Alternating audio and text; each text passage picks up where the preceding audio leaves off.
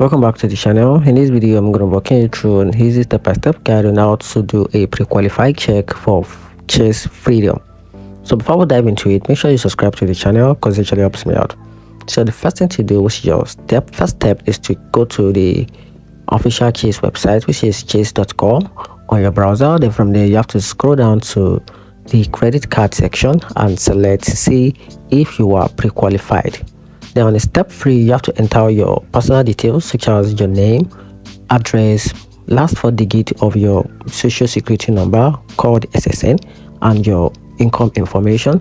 Then on step 4, you have to select the type of card you are interested in. For example, you can simply select Chase Freedom Flex or Chase Freedom Unlimited. Then you have to agree to the terms and tap check for offer or see my result. Then on step 6, the system will instantly show you if you are pre-qualified for the Chase Freedom card.